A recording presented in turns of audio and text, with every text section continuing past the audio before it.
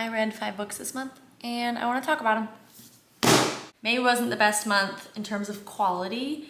I did not enjoy a lot of the books in this stack, and with that warning, we're just gonna go right into it. We started off okay with Homicide in Hollow Hollow by Mia P. Manansala. This is the second book in the Tita Rosie's Kitchen Mystery series. The first one is Arsenic and Adobo. The series is about Leela, who in the first one, she moves back to her hometown to help out her aunt because she has a restaurant that's struggling. And she's working in the restaurant one day and her ex-boyfriend, who is this like super rude food critic, comes in and he dies. Mid-plate, like mid-eating, he just dies. So the police think that her and her family had something to do with it, and so she pretty much decides to investigate herself. And I feel like that's kind of just the vibe of the whole series. She is investigating mysteries herself. They're all, I think, murder mysteries. I think all 4 or 5 books, even though I've just read the first 2. These are cute, kind of fluffy books. They're definitely not the best thing in the world. They're not the best writing, but they're not intense at all. They're not like suspenseful thrillers. They're really just cozy mysteries, like they're called. I think that's a good way to describe it.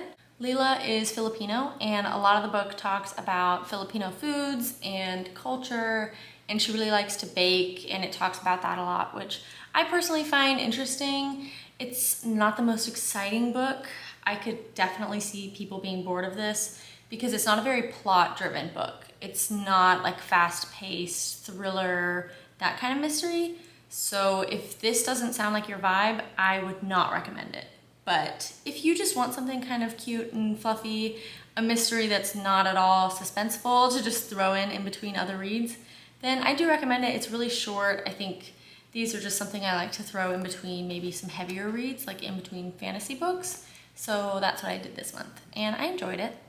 After that, I attempted to film a video where I read my highest and lowest rated books on my physical TBR based on the Goodreads ratings, and that video will never see the light of day because it was a fail.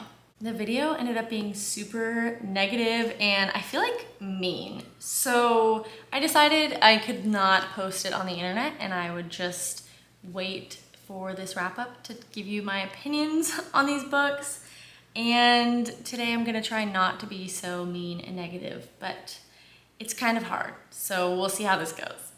I started off with my first ever Tessa Bailey book, but I know this wasn't the best way to start off, you know, me and Tessa's reading relationship, but I know that this is everyone's least favorite book of hers, so it has to be better than this. I will still read Tessa Bailey, I will give her another chance, but Secretly Yours was not a hit for me, or anyone else it seems. So this was obviously my lowest rated book on my physical TBR, and the Goodreads rating is 3.37 stars. So, I mean, not the worst, but if I had seen that rating, I probably would have never picked it up.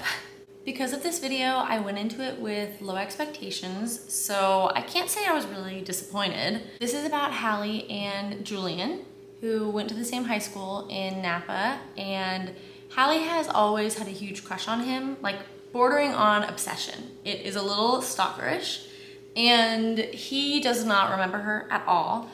And one time in high school, they almost kissed, and it's like this huge moment for her that's like a big memory, and he, again, doesn't remember that either. So now they're adults, and she still lives in Napa. He was like a professor somewhere, and he ends up moving back into his parents' guest house.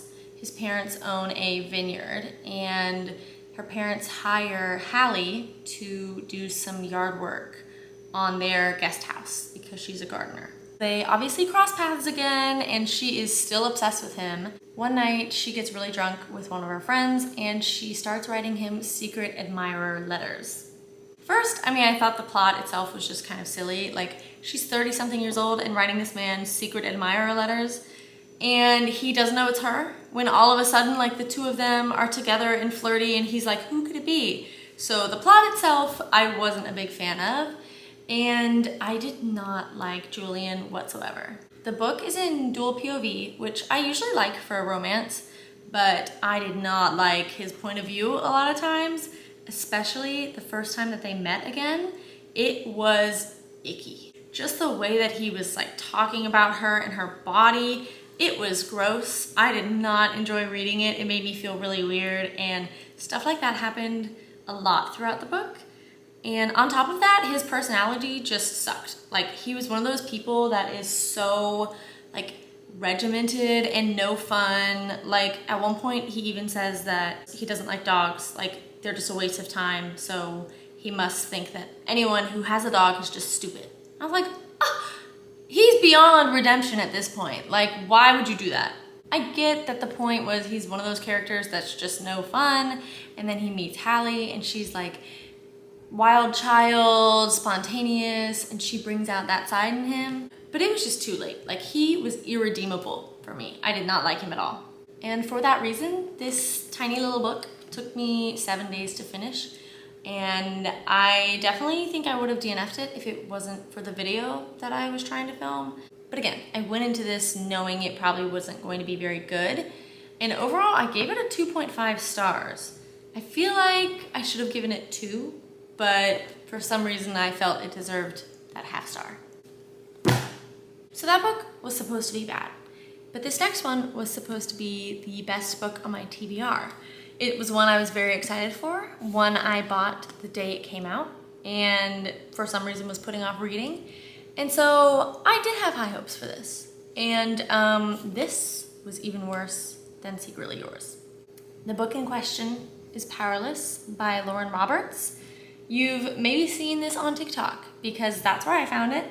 Miss Lauren Roberts is a book talker and she is constantly promoting this book. I would say she has done a very good job of getting this book in people's faces. And for some reason she sucked me in, and I really wanted to support her and bought this book the day it came out and have been very excited to read it. So you can imagine my disappointment when I say that this book is the worst I've read this whole entire year. Before we get into my many critiques, I will take a step back and tell you what this is about. This is a fantasy young adult book about this girl, Peyton, who lives in a kingdom where everybody has some sort of magic ability. They're called elites, and everyone who is ordinary, who doesn't have a power, was killed in a purge like a few years ago. And it's illegal to be an ordinary and have no powers. As I'm sure you guessed, Peyton herself is an ordinary, and she has been posing as a psychic her whole life to hide from being found out. And one day she ends up saving one of the princes, and this gets her thrown into what's called the purging trials, which is a lot like the Hunger Games. It's just like a fighting basically to the death tournament for people to show off their powers. There is a romance in here, which is enemies to lovers, between Peyton and this prince that she saved. And the prince is actually the king's enforcer, which means that he is the person who hunts down and kills ordinaries. Lauren Roberts describes this a lot as being a child of the Hunger Games and Red Queen, but it doesn't really resemble either of its parents. And I would say that that is true and false. This book felt like a copy and paste of the Hunger Games with just like the magical ability element thrown in there, which I guess is the Red Queen aspect. I've never read Red Queen, but I looked up the synopsis and I was like, yep, that fits. That sounds a lot like this.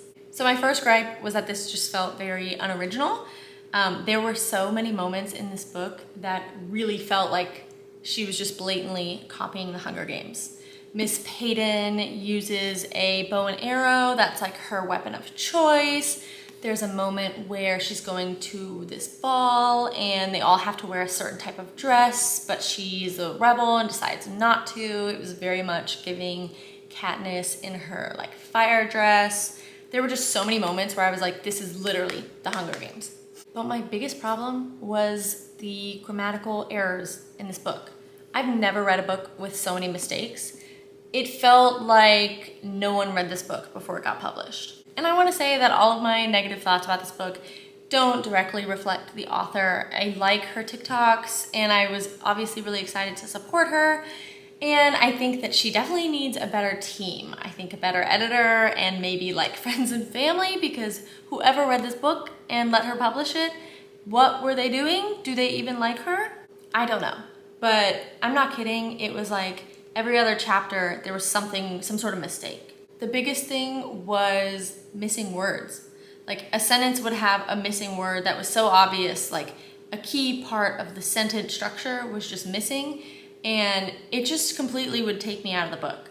I've read books before where there's like one or two mistakes throughout the whole book, and that's fine. Like you notice it, but you're like, it's okay. It was just so often that it was just such a big distraction. There were several instances where the wrong word was used, like the wrong your or the wrong there. There were just so many things. I actually took notes with some screenshots of all the issues that I had with this book because I just could not believe what I was reading. Other than just those issues, I just didn't really enjoy the writing style. I definitely thought that the dialogue between the main characters was like really cringy. It felt super young. And they were supposed to be enemies to lovers, but I was not feeling the enemies. Like from the moment they met, he was just shamelessly flirting with her, and at no point were they enemies. They were competitors in the purging trials, sure, but they were never enemies. This book was physically painful for me to read, and it took me 11 days to finish. My roommate Kat was just begging me to get through this so that I could move on to another book that she wanted me to read, and I just like could not get myself to finish this. It was like torture, and I know I'm being dramatic, but it was. I ended up giving this a 1.5 stars. I'm not sure why it's deserving of that extra 0.5 stars again, but I guess I didn't want to be that cutthroat. So I gave it 1.5. The thing that really bothers me about this book is everyone raves about it. You look at Goodreads, and like I said, this was the highest rated book on my physical TBR. It has a 4.6 on Goodreads. And the reviews are like, wow, this is the best debut novel I've ever seen. Hands down the best book ever. And so many of the reviews on Goodreads are from people who never even read the book. It was like as soon as she announced that it was coming out, everyone just went to Goodreads and gave it 5 stars. Like the comment literally says, best book I've never read. It may not be out yet, but I can just tell it's going to be amazing. There's just so many of those, and I don't know what was going on. And then all the other reviews are pretty much people who have read it and say that they loved it. So I don't know what is going on with this book. I don't know if the people who read this were just really young, or if people just really loved Lauren as a TikToker, and so they're just blindly supporting her. Like, my camera overheated, like she always does, which was good because it made me calm down a little bit, because this book somehow just brings out the absolute worst in me. So I'm gonna try and wrap this up before I just keep going down this like negativity rabbit hole. I don't know what's going on, but it is so weird to me that the Goodreads reviews and her TikTok comment section is filled with people just saying like, oh my God, this is the absolute best book I've ever read. Cannot wait for the second one. You left me on the worst cliffhanger. Like everyone is acting like they are obsessed with this book. And I do not get it. I'm like, are these real people? Did they actually read this book? Like what is going on? I do not know. But there are a few people on Goodreads who read the book and agree with me and say like, this was just like a dumpster fire. With all that being said, I do actually still get the author's TikToks, and today she announced that the book was actually picked up by Simon & Schuster, which I genuinely do not believe how she pulled that off, but I'm very happy for her. I do actually want her to succeed as an author, and I really hope that by this being picked up by a publisher, they really edit the book, make it a lot better. So maybe there's hope for this. I think the Simon & Schuster version is going to come out in November. I definitely won't be picking it up to see if it's any different, but I don't know. I don't want to be just super negative. I do hope that this author learns from the mistakes in this book, but that is all I'm going to say for this now.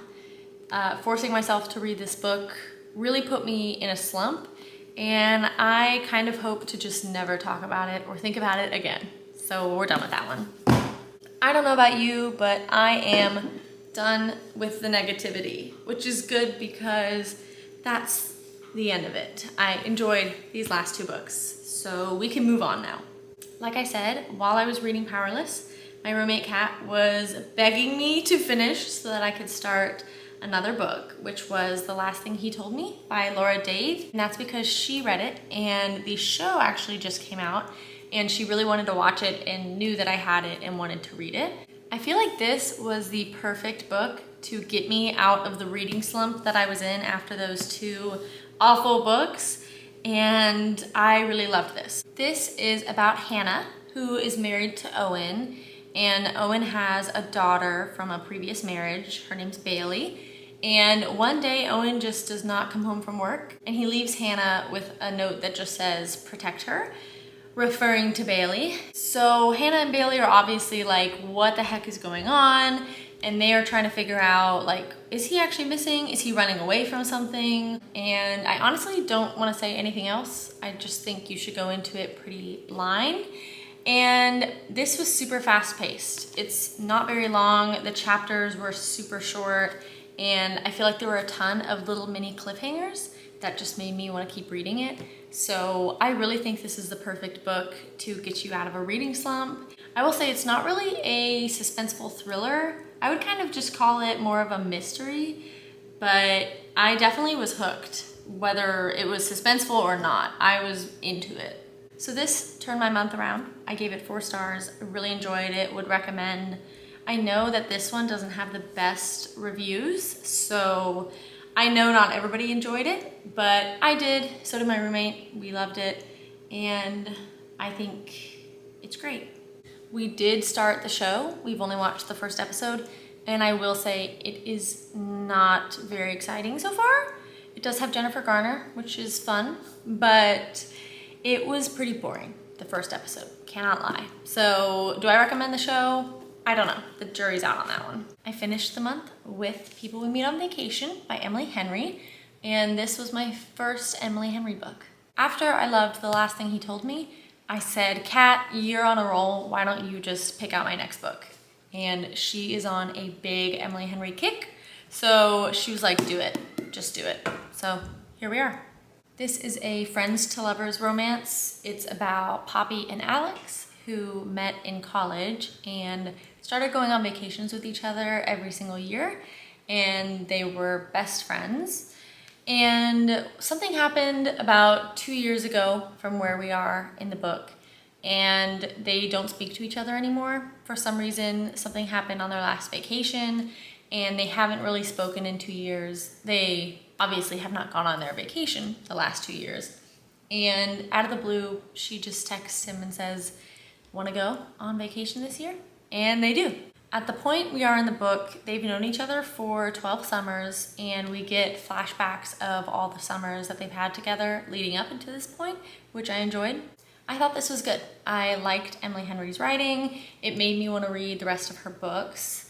I think everyone agrees that this is like their least favorite of her books, so hopefully the other ones are just as good, if not better, than this one. There were a few weird parts. There was some stuff that they did where I was like, come on, friends don't do that. Like, what y'all are doing is weird. That's not friend behavior. But other than that, I did really enjoy it. I ended up giving it 4 stars, but after reading it, I haven't thought about it again, and while I enjoyed it, it's not really something that I would go out and like recommend to everyone. So I might lower it to a 3.5 stars. I'm not really sure. I guess the theme of a lot of these books is that I need to like lower them by a half star. Not sure why that happened this month. But anyways, I did like it, and it was a good way to kick off my summer reading. But there we are. These are the 5 books that I read in May. Some of them were good, some of them were painful, but that's how the cookie crumbles. Thank you for watching. I hope you enjoyed, and I'll see you in the next one. Bye.